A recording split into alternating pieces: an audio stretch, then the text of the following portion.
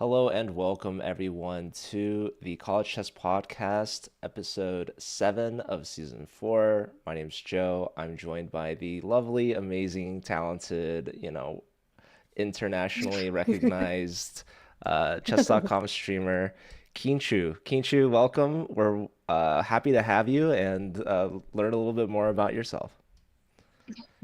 Thank you so much for well, actually two nice words about me. Thank you so much for having me today. And it was a really warm welcome. Yes, I'm excited to be here today. I hope you're doing great. And yeah, I mean, this should be fun today. Yeah, this is a very exciting time for college chess and the college chess community, specifically the Collegiate Chess League, which I know that you know about as you've been part of chess.com's moderation team and you've seen past seasons. I know last year you tuned in at the end of the season, so we're kind of at that same point this year. We're starting playoffs this upcoming weekend.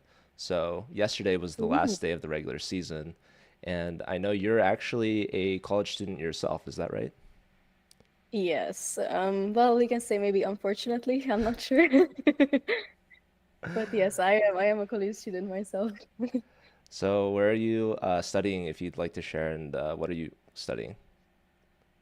I study here in Hungary in Budapest, and I study computer engineering, currently specializing in software development or software. Well, software development is the closest translation I can give right now to this. It's a difficult field, you know. That's I'm, why I'm saying, unfortunately, maybe I'm a college student. yeah, that is definitely one of the tougher subjects to study. How close are you to finishing your degree? I'm currently in my third year, and the course is supposed to last 3.5 years, depending whether you get delayed a bit or not. But yeah, I just started my third year. Well, actually, not just in September, but yeah, somewhat close to finishing. Let's say that. Yeah, you're getting close to the finish line. Um, Yes. So I know a few other chess people from Hungary. I think it's a very big chess hub. You guys have a lot of chess players, and I think most recently the Chess Olympiad was there. Is that right? Yes, it was in Budapest, in the capital. Did you Yeah. have a chance to go and watch? Actually, I was a volunteer a few days at the Olympiad. I didn't get the chance to be among the players in the venue or like in the playing venue, but I did manage, or like I did get the chance to be in the playing hall, just upstairs in the VIP stage, and that's where I had to tell people, please don't take pictures. Please, there were a lot of rules that people had to do. So you had to sit down while you were watching from upstairs. We had to ask them to be a bit more quiet because the players can hear them, etc., etc. So it was still like an amazing feeling that I was in the same like area, like in the same um, room basically as the players, and I also got the chance to see the players because the volunteer entry was basically on the same side of the building as the player entry. So, Magnus Carlsen did walk past me. He didn't want to take a picture, but he did walk past me. Wow. So you got a chance to, was that your first time meeting Magnus? Oh yeah. I mean, I was freaking out. I had to keep my cool. Had to act cool because I still had to present myself in front of him, but inside I was like crying. Oh, I'm sure he also had to compose himself seeing you for the first time, at the VIP lounge, right? Knows you're a very important person. Exactly, like I saw it on him. Like when he looked in my eyes, I could see, he had to keep his cool and everything. That's But funny. anyways, it was amazing. The weather wasn't the best most of the time, but it was still an amazing time for all of us. And besides Magnus, do you have like a favorite player to like watch their games? I would say I was extremely interested in the games of the Indian team. You know, they were crushing it, and they had they were playing absolutely like fantastic and solid. So those games were great to watch, and it was amazing to see so many young players achieve such big things. So I loved seeing those games personally. I don't know about you. Did you follow it, or I'm not sure like if the time zones were the best for you. Yeah, I definitely wasn't able to follow as much as I would like, but I Mm-hmm. definitely was very aware of the dominant performance by the Indian team, obviously winning gold for both the open and the women's section, which is incredible stuff. Obviously, I'm from America. I'm a fan of the U.S. team. I think the women's team did particularly well, and the men's team, they both ended up on the podium, which is pretty cool. But yeah, the Indian team was really dominant, and I don't know if you're following the Collegiate Chess League super closely, but the Indian team actually won first place out of the regular season. So they're looking to win their first ever championship. This is actually their first season in the CCL, which is very exciting. So they have a school called SRM, Institute of Science and Technology, and they've only lost one match to Mizzou. So I'm excited to Oh, see wow. how they do in the playoffs. And there's a lot of prize money on the line as well. We give out $25,000 in prizes every year. So Wow, okay, I wanted to that's ask, quite does quite your some money. school have a chess club or a chess team that competes or not really? I would say I know we have a lot of great players. We always have at least like 5 or 6 active players, but we don't really have like a team, which I think is really unfortunate because when we go sometimes to college tournaments in Hungary, it's like we have college students championships kind of every year, and we do go to that, but other than being a team there, we don't really team up anywhere else. But I think it would be amazing, and I hope to see a chess club opening soon. Well, maybe we could start something there.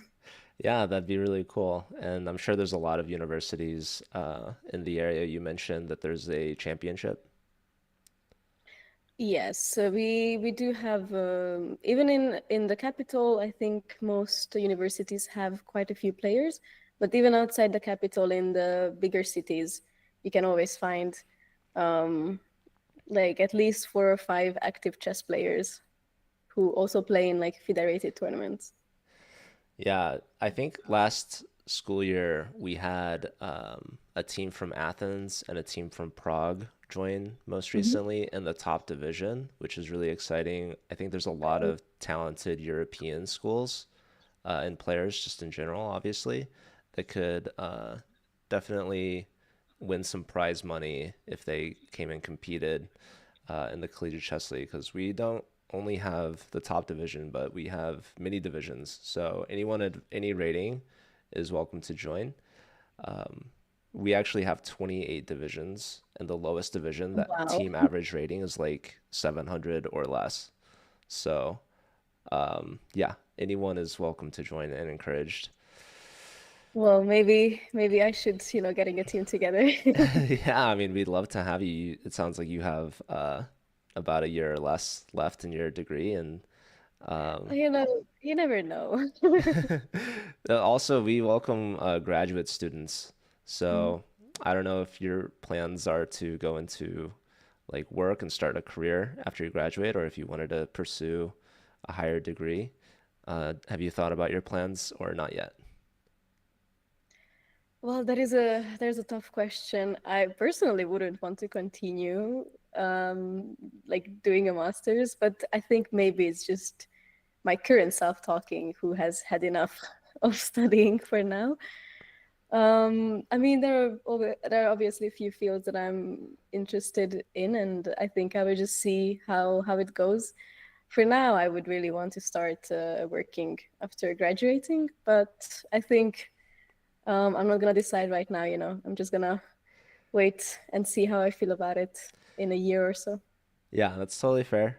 And I know you are moderating for chess.com. Have you considered maybe working for chess.com? Oh, definitely. I mean, I love working with the team, Everyone is so amazing, like yourself. And it's such a great community to be a part of. So growing chess is amazing, and being part of it is even better. So if I have the chance, if I have the opportunity, of course I will consider it. But it always just comes down to, you know, how I feel about it at the time, and and if I have the opportunities and everything. I know you're also very active in streaming, and most recently you've been commentating, right? So, I wanted to ask, like, your chess journey, so to speak. Like, probably you started as a player, and now you're like volunteering for the Olympiad, and you're moderating and you're streaming. Like, what kind of got you into chess in the first place, and how did you get into streaming from there? And what do you have in mind for like your future? So I started off a long time ago. I think it was in elementary school. We had mandatory chess classes for the first 2 years because my school was part of Judith Polgár's program. So it was cool. And after that, I just enjoyed playing in tournaments. Always, I was always looking forward to playing against the other kids from other schools. Um, and I just kept playing. I was not really a big fan of studying chess. Um, but I mean, in order to achieve bigger numbers, you have to study it. So at some point, I started getting into studying chess a bit, mainly on my own. Sometimes I worked with a coach as well. And yeah, basically, during COVID, obviously, I was playing a lot of chess. I had nothing to do, and people kept messaging me actually on chess.com. Oh, like you should stream or you should make YouTube videos and stuff like that. And I'm like, guys, I'm really not sure about that. Like, I really couldn't see myself speaking for hours, especially in English. My English was horrible at the time, I think. And at some point, I was like, okay, why not? I mean, what's the worst thing? There will be no one to watch me, and that's it. But it turned out to be really fun, and now we are building a community, and it's amazing to see. And then after that, I got involved with chess.com, and then with all of this, I also got a bit more brave, more confident to to look for opportunities. And I think streaming is a really big part of who I am and who I have become. My like, especially, I can always just think of my speaking skills. I'm telling you, I actually have an audio record from high school. We had to submit it during COVID, and I listened to it recently, and I was like, oh my god. Like, I can hear it on myself that I am believing that I speak English, but in fact I wasn't. So you know but yes, I mean, it's a big journey, and I love doing it. I don't know about you, like how you got into this whole thing. Oh, Um, that's maybe a when? story for a different episode. Okay, I okay. started as a kid, and I really got into it as a high schooler. I moved. Mm-hmm. Actually, I was born and raised in St. Louis, which has a big chess scene, Oh yes, as of most course. people know. But I didn't start playing until after I left, and then I just most recently moved back. So back in this chess hub, if you will. But yeah, have you traveled a lot? Obviously, your English is now very good. I can barely tell that it's not your first language. No, I mean, do you speak how many languages total? Well, I would say in total, I would say I speak three languages. It's four languages, but I would say two languages are like half half, Okay. or maybe even less. I speak Hungarian, I speak English, and I speak some French and some German. Okay. German I studied in high school, and French I actually picked it up myself in the last couple of years. So yeah, but I can get away with my French. I think my German is just not existent anymore, but I'd like to say that I speak German. Okay. Okay. And where's the farthest place you've traveled for chess? For chess, I think it was actually France. Um, I played in like four tournaments in total or so. I played three in 2023, and then I played one in 2024. All of them in like summertime. Okay. And when's your next tournament? That's I'm I putting mean, you on I the don't spot. I have no clue, honestly. My issue is I have no clue.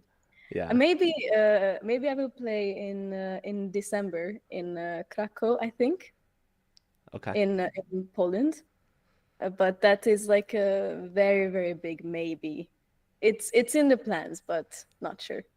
Okay. Everyone has their fingers crossed. Looking Um, forward.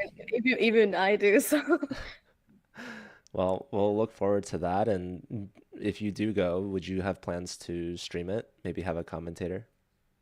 Definitely. I would love to do that. I think one of my tournaments in France streamed. It was a lot of fun. So I would definitely try it. Yes. Awesome.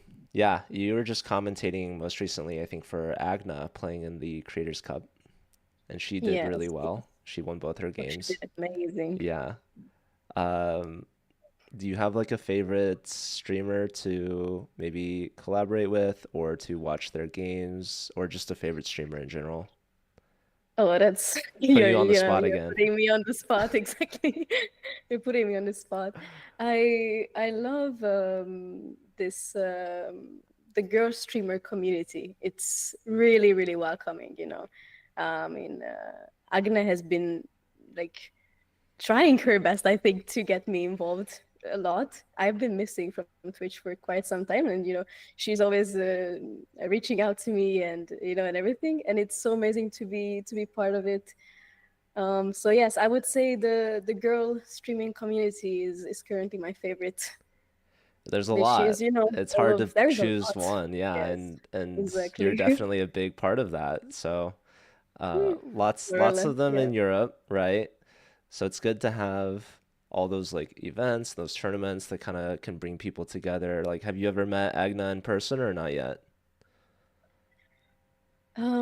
Unfortunately not. I mean, I was to go to Lithuania for this event that she was organizing, but I unfortunately didn't really work out for me. But maybe in the next half a year or maybe in the next year, will I will meet her. I think when it comes to streamers, I actually met a lot of them, but I think most recently I think I met Angelica. She was playing in Budapest in two events, and so I was visiting the tournament hall. So I met her. Um, so yes, it's great that the streamers are everywhere. You can always find someone. Have you ever been to TwitchCon? I was at TwitchCon in 2023 when it was in Paris, I Okay. think. So not the most recent one. No, oh, that was an expensive one. Oh, in the Netherlands? Yes, yes, yes. I mean, I think it was in Rotterdam, if I'm not I think mistaken. so. Yeah. Was that was Were you visiting? No, I did not go to that. Mhm. Actually, this was like the first year I haven't gone in like 4 or 5 years or something crazy. But Wow, really? I've never been to the European TwitchCon. Hmm. I've been to just the North American one. But I wanted to ask you, you mentioned that the most recent ones are pretty expensive. Like it was more expensive than TwitchCon in Paris. Oh, yes, most definitely.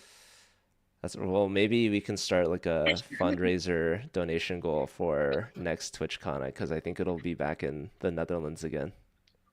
Yes, I think it will be in the next 4 years or so. It will be in the Netherlands. So, I gotta get my wallet ready if I want to go. We need to send you so you can meet more of these chess streamers. And you're also, such a big streamer yourself. I think you're Mhm. very busy with all the things that you're doing. You're doing a lot with school. I think probably your biggest time commitment. Is that right?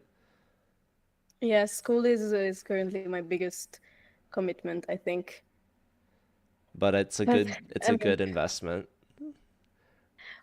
It's a hopefully it will very good be. degree, right? Yeah. So I don't use my degree at all. Um, What did you major in? I studied molecular biology. So, Oh my God, it's so difficult.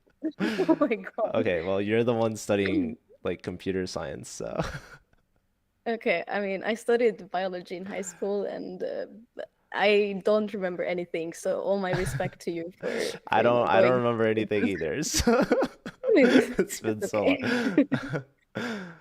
long. But yeah, I mean, you're gonna graduate, and then you'll have as many Twitch cons as you can go to, or as long as you can Hopefully. afford them, yeah. I mean, it's supposed to be a well-paying major. So Oh, yeah, hopefully. yeah. And if anyone's interested in a job at chess.com, there's actually a link, chess.com/jobs, where they post. Yeah. I don't I think have, I just recommending this link to someone yesterday. yeah, Not sure. Yeah, I mean, it so rarely comes up, but I remember I think I sent it to someone yesterday or so. I feel But like, yes, guys, please check it out. and how did you get into moderating? It's actually a bit, to me, it's like a really unusual way of how I got into it.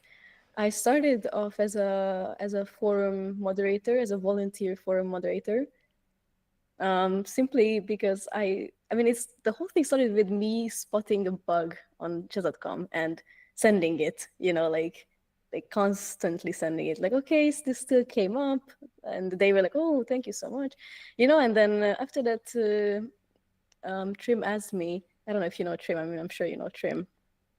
He asked me like if I was interested in maybe a volunteering position. I went through the whole process, and then one day I was just watching the chess.com Twitch channel, and I just sent like one message or so, and then Trim was like, "Oh, you watch the streams? Would you maybe would you maybe would you be maybe interested in like moderating?" And I'm like, "Sure." And so I've been doing that ever since. Wow. Well, shout out to Trim. He definitely has Exactly. talent for recruiting. And he's a huge part of the community and is one of my coworkers at chess.com. He's always at TwitchCon, both EU Yeah. and NA, I believe. He just finished like running in Kenya. He's going back to Norway soon, I believe. But Oh, he's yeah, always running. he's a runner for Crazy. sure. But I wanted to ask if you started moderating before you started streaming, or was it vice versa? Well, let me think. I think I started streaming like half a year before I started moderating, so it wasn't like there is not a big time difference between the two. So I started becoming part of the chess community around the beginning of 2021, and that's how the timeline goes, I think, if I'm not mistaken. And when you're streaming, what's your favorite time control to play? Like 3+0, I would say. Three plus of Though I what? always lose on time because I speak a lot, but it's still the best time control. Okay, yeah. So not bullet. Bullet is fun, but it's so difficult to play it when you're streaming. It's too Like fast. you either play bullet or you speak, you Yeah, know? yeah. You have to sacrifice one for the other. Well, usually I sacrifice the chess part, so you know. Well, your chatters, I think, appreciate that. So you got a lot of fans for sure. I like to tune in. And um, another question I had is, I actually know that you've been on another podcast before, and I believe you have a favorite gambit. Yes, I do. I do have a favorite gambit. Actually, I have a lot of favorite gambits now, by now, but I love the Budapest gambit. I think that's the one I said there. But since, I mean, I love the Mora, I love the Wing gambit, I love so many of them. So like, I think gambits has become my personality when it comes to chess. Okay. And something about the Budapest gambit, right? Is it just because that's where you are from, or Well, I think the name got me for sure. You know, it was like, how do you say that? I think we have a saying in Hungarian. It's like, the name is what got me, and then, the experience is what I fell in love with, or something like that. yeah. Is basically the how this happened. But I love to see. I mean, I love to say that I won with the Budapest Gambit in Budapest. It's like it's such a nice feeling to say it. You know, Yeah. it just adds something. And you just got 5 gifted subs from Noob. Yes, thank you so much, Kaz. Thank you so much for the 5 subs. I appreciate it a lot. Yeah, your community definitely really appreciative of you and your time, and I'm also really appreciative of everything that you're doing because when we're moderating for events on chess.com streams, it's really helpful to have people. And I really want to kind of emphasize that you started kind of as like a volunteer or just really more of a member of the community that was recognizably helpful. And I think that's how a lot of people can really kind of get into it. So we need kind of more people to have this sort of positive impact on the community. And really, the chess community, especially online, I feel like is so supportive and so nice, and it feels kind of like a family, sort of in a sense. And it is really cool to also like be able to go to these events in person and kind of Yes. meet everyone. So I definitely recommend TwitchCon to you and to anyone else that might be considered going, especially if chess.com has like a booth there, right? Because a lot of chess people like to Yes. go. Yes.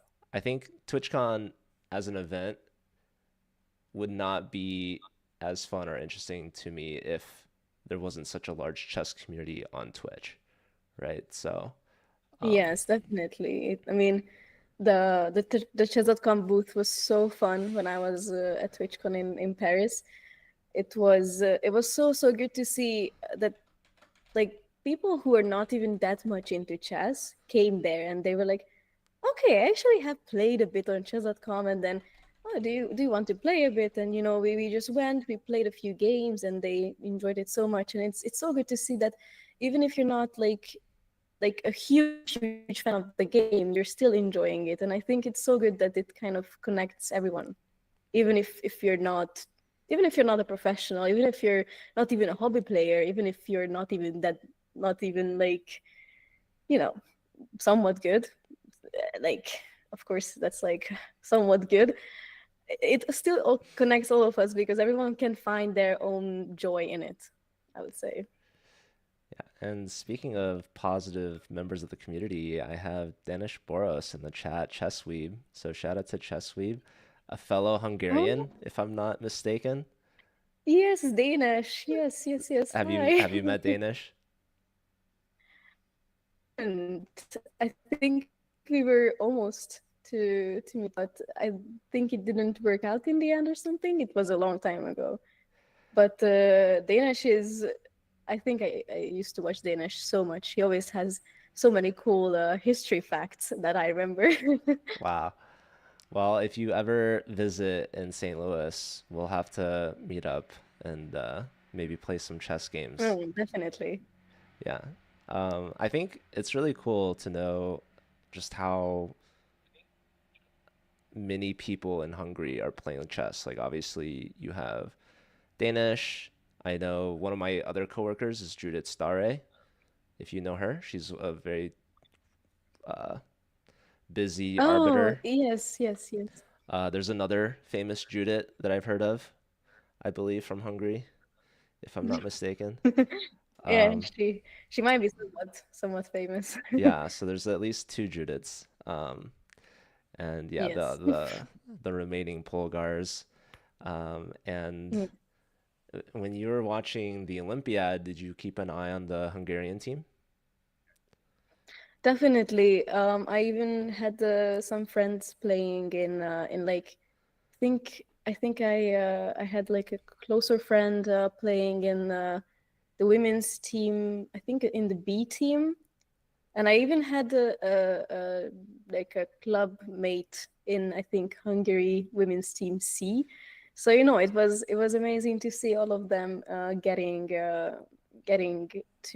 the chance to play in the Olympiad. So of course I followed the games, and I think the Hungarian team is doing pretty well, considering with all of the drama with the Rapport coming back and then Leko getting back to Czech as well, so chess as well. So it's like it was really cool to see all of these legends and friends and teammates and just the Hungarian scene playing there. It was amazing. Yeah, I know Richard Rapport. Obviously, he's had some Yeah. very exciting games. I think he beat Magnus in one of their game. I'm not sure if there was the most recent one, but I'm pretty sure he has won against Magnus a few times.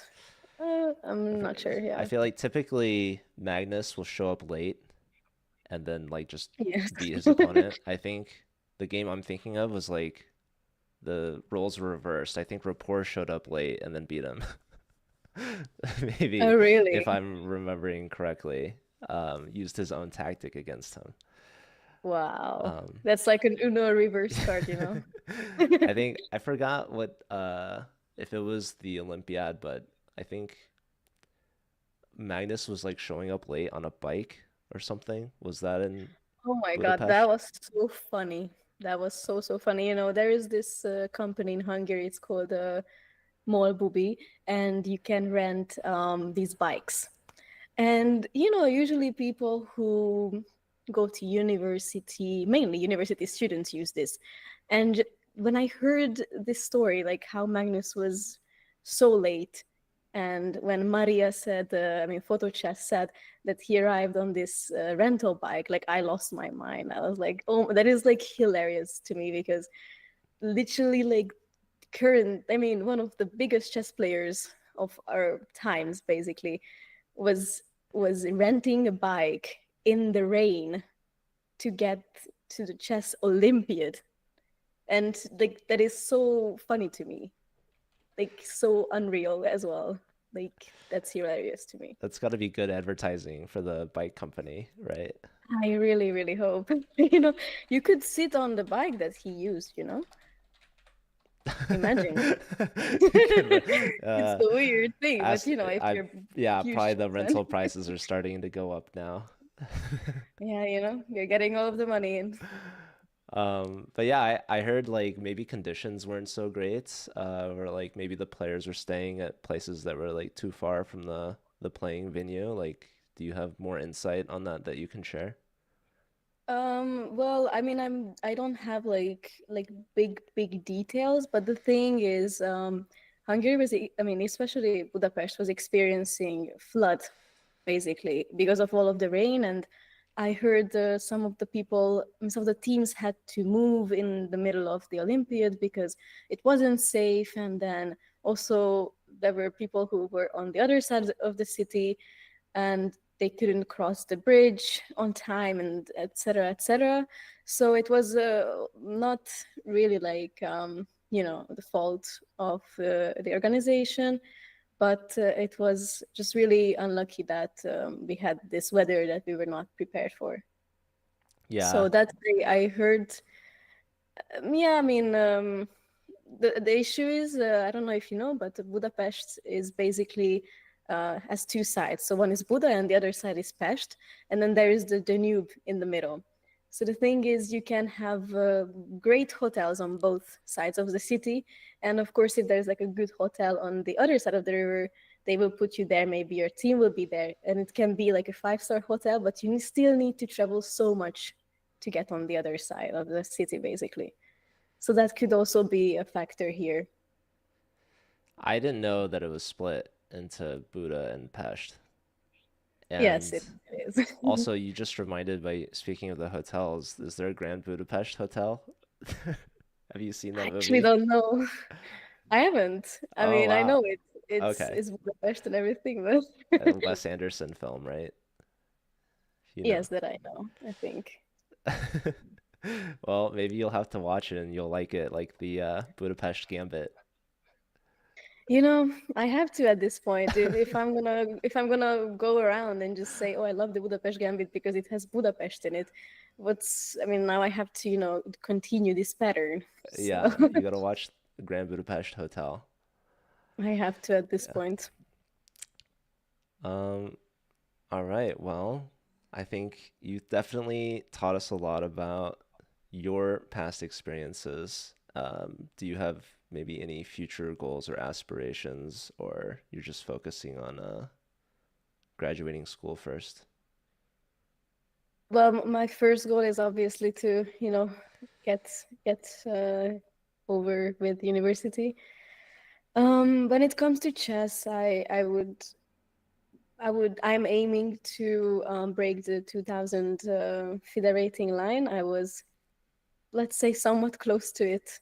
I had a 1912 was my peak rating in well, until August, and then unfortunately in August I got extremely sick, and then I played in a tournament, and I was thinking of pulling out, but then I was like, come on, I get to play so little chess in general to quit the tournament, and then I just ended up losing 44 elo.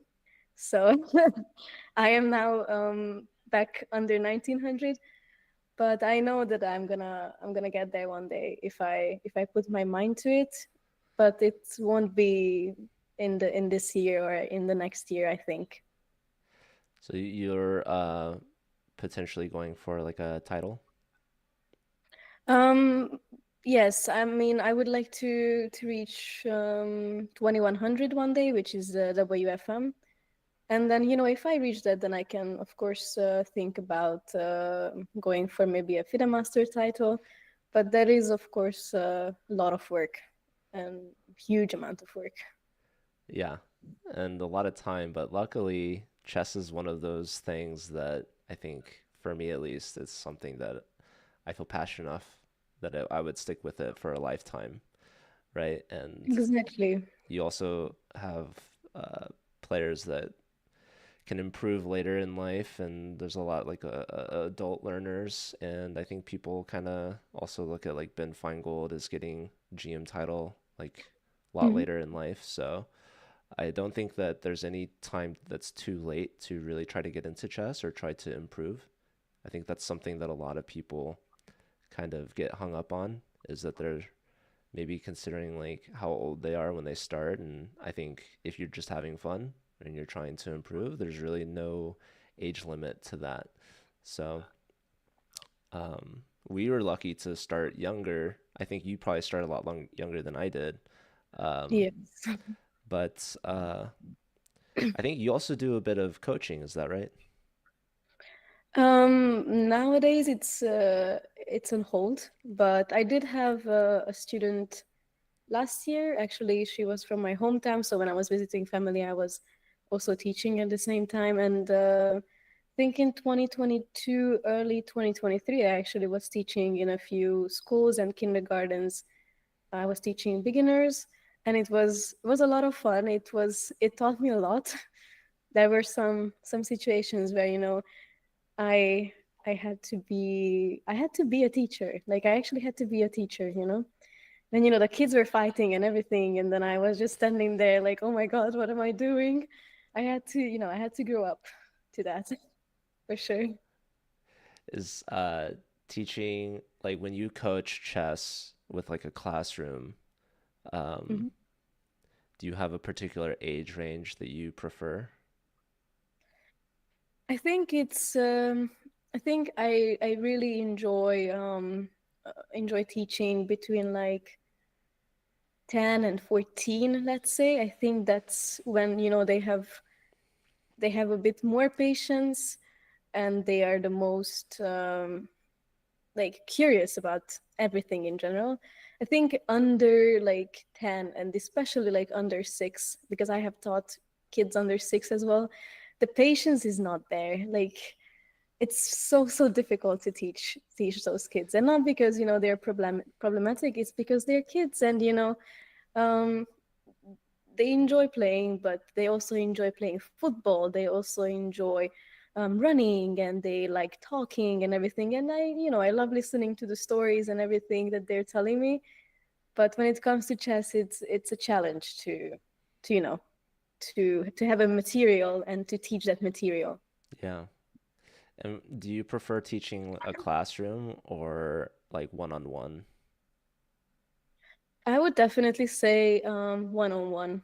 It's easier to communicate for sure. And the classes that you have taught, is that also part of like the Polgar Foundation that you mentioned? No, I was working with a FIDE master from Budapest who reached out to me, and so he was kind of organizing everything, and he was asking schools and kindergartens if they were interested, and that's how we worked. We were teaching actually in English as well in one of the schools in Budapest, in one of the international schools, and it was like part of well, they had this big project, for the kids. There were so many different classes, from programming to through like oh, I don't even know what it was, like martial arts, through music and chess. And it was so great to see that the kids that I was the kids that I was teaching um were also interested in so many other things. And I'm glad that I could deliver the chess part. Yeah, and I did want to kind of mention the Polgar Foundation again. You said that your school where you learned was partially because of that, right? Yes, So yes, chess yes. is not really a common curriculum thing in the US, but I do know Mhm, that when Bobby Fischer was the world champion, it definitely started a huge chess kind of craze in the mhm. US, and it was very like inspirational, right? It inspired a lot of people to really get into it. Would you say that Polgar had a similar sort of influence in Hungary? Um, and especially like with teaching in schools, I think that's something that maybe more schools or more countries could really follow suit in. Oh yeah, definitely. I think I think the Polgár girls had a huge impact on Hungarian chess, as well as Péter Léko, and nowadays Rapport. And I would say yes. I think it's really important that she made this program. Without this program, I think a lot of schools um, wouldn't be able to get the materials. And while I think in Hungary in general there are a lot of chess players, a lot of chess fans, and there is, even outside of this program, there is always a lot of people who are pushing chess in the schools. I think without this program, many chess players wouldn't have ever um, got introduced to the game. Yeah, that's a really good point. And I think maybe another question in that regard is, what do you personally think we can do better to encourage more students and people to play and to watch events and to, start streaming even, or just get more involved in the chess community, either through school or through university, for example? I think how we are doing is an amazing direction. I think when it comes to like early stages of learning chess, like from childhood. I think it's important to have the kids introduced in the first few years of elementary school, so they will see whether they are interested or not. And I think chess is also a skill that if you learn, you will never regret knowing it. I think I've heard so many people telling me in university that, oh, actually my grandpa taught me chess, so let's play a few games, well, let's see if I can still remember it. And then they pick it up again because first of all, there are the good memories, and second of all, they realize they still like it. And I think it's really important that we do introduce chess at schools. And I think that's just one thing that we can do even better than how we are doing right now. But I think the rest is an amazing direction that we have right now. The fact that we are making chess accessible for everyone with online tournaments, offline tournaments. There are so many like beginner courses at cafes, at bars, and I think this is such an amazing thing that it's accessible literally to everyone in this world. And I think that is what we should continue doing. And when it comes to like streaming, you just have to encourage everyone to not be afraid, and just do it, because I mean, what's the worst thing that could happen?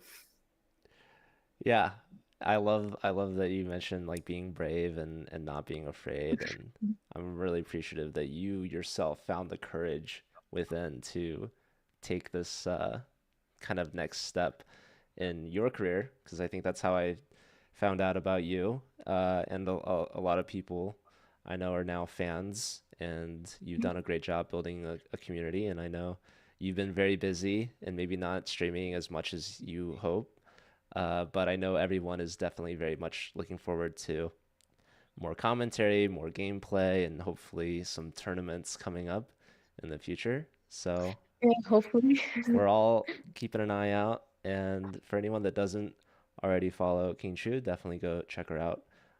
Her channel is live right now. I'll definitely give her a shout out. We actually have a guest command. Oh, thank you so much. Yes, and I she's tagged in appreciate it. my stream's channel. So yeah, thank you, King Chu. You've been an absolute Well, pleasure, thank you and for having me. yeah, we're all looking forward to some future tournaments, and hopefully you'll get your degree very soon. Yes, thank you so much, and thank you for having me today. It's been amazing. It's always good to chat about chess, and we're even with just sitting down, the two of us. I think we are also in a way teaching some things to our viewers, and we are creating a community. So yes, thank you so much for having me, and I hope you will have many good guests as well in the future, probably better than me. But Oh yeah, no, no, this is definitely and the biggest one by far. and It's gonna be hard. but, I feel bad for whoever's next because they got some big shoes to oh, fill. oh yeah, Yeah, it'll be of hard to course. top this performance for sure. Might be many multiple seasons before we get someone nearly as talented Yeah, as the King tough Shu. one, tough one. Yeah. But yes, we do have playoffs starting this weekend. So Collegiate Chess League has about, I think it's only 2 weekends left. So this weekend's a big one. It's going to be the first round of playoffs. It's going to be quarterfinals for Division One. It should be Mizzou versus Yale, followed by Ooh, Athens that's big one. versus SLU. So yeah, the two Missouri schools are playing the quarterfinals, and then in the semifinals, the winners of those two matches will meet SRM from India and University of Texas at Rio Grande Valley. So really tough teams in Division One, and of course we have a lot of divisions. So keep an eye on, and hopefully we'll see you all tuning in this weekend on the main chess channel, 2 p.m. Eastern, brought to you by Susquehanna. Thanks everyone again. Thank you, Kinshu. It's been an absolute honor and a Thank pleasure. you, thank you. All right. Thanks Yes, everyone for guys, make watching. sure to watch the games, guys. It's getting tough, right? Like, Oh yeah, Getting extremely exciting. we've got the best teams qualifying, and like I said, $25,000 in prizes this season on the line, and then we'll have another season next semester starting in January. Maybe Kinshu will join with the team by then. Anyways, all right, we're gonna head out. Maybe I might, after this. Well, I'll keep our Okay. eyes out. But yeah, I'm gonna keep streaming and I'm gonna have a lesson. So if anyone wants to tune in for that, I'll see you all then. But for now, take care and have a great rest of your week. Happy Monday. Thank you, everyone. Bye.